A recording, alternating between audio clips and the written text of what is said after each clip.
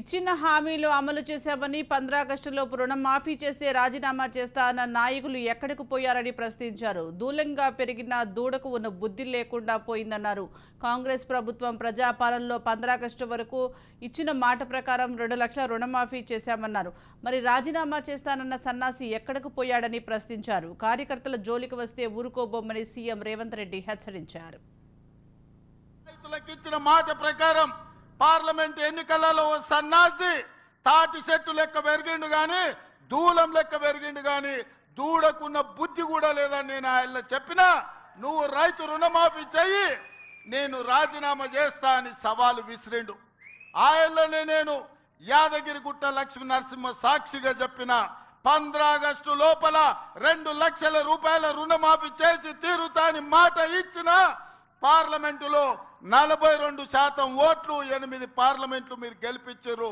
ఇచ్చిన మాట ప్రకారం 15 ఆగస్టు నాడు ఖమ్మం కొత్తగూడెంలో భద్రాద్రి రాముల వారి సాక్షిగా 23 లక్షల మంది రైతులకు 18,000 కోట్ల రూపాయలు రైతుల ఖాతాలో వేసి రైతుల కళ్ళల్లో ఆనందం చూసినాం.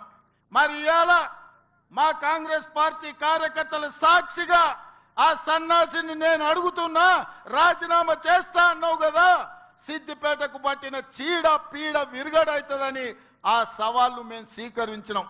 మరి ఈరోజు ఆ సన్నాసి ఎక్కడ దాక్కున్నాడని నేను అడుగుతున్నా. నేను వివరాలు పంపిస్తా. 2 లక్షల వరకు ప్రతి రైతుకు ఈరోజు రుణమాఫీ చేసిన చరిత్ర, ఇచ్చిన మాట నిలబెట్టుకున్న చరిత్ర. 15 ఆగస్టు నాడు పండగ ఉన్నా కార్యక్రమాలు ఉన్నా ఇచ్చిన మాట ప్రకారం మేము వెయ్యాల్సిందే అని 3 విడతలు 27 రోజుల్లో 15 ఆగస్టు లోపల 2 లక్షల లోపల రుణమాఫీ అందరికీ చేసినాం. ఇవాళ 2 లక్షల పైన ఉన్న రైతులు ఎవరు ఆందోళన చెందాల్సిన అవసరం లేదు. 2 లక్షల పైన రుణమా ఉన్నవాళ్ళు 2 లక్షల పైన ఉన్న రుణాన్ని మీరు బ్యాంకులో చెల్లించండి. మీరు చెల్లించిన మరుక్షణం ఆ 2 లక్షల రూపాయలను కూడా మీ ఖాతాలో వేసే బాధ్యత మా ప్రభుత్వం తీసుకుంటుందని చెప్పి నేను ఆ రైతాంగానికి తెలియజేస్తున్నా.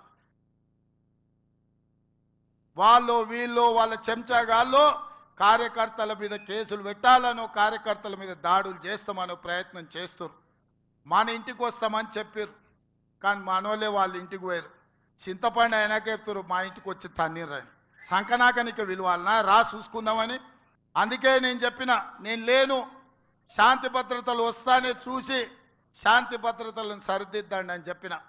మా కార్యకర్తలు ఎవరి జోలికి పోరు కానీ ఎవరన్నా మా జోలికి వచ్చి మా మంచితనాన్ని చేతగాని తనం అనుకుంటే చింతపండు అవుతుందని నేను చెప్పదలుచుకున్నా.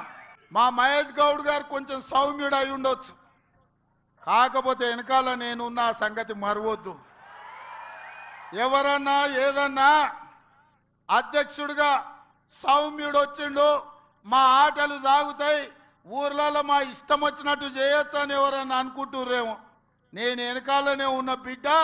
ఎవరన్నా మా కార్యకర్తల జోలికి వస్తే ఒక్కడొక్కడికి ఉంటుందని నేను చెప్తున్నా.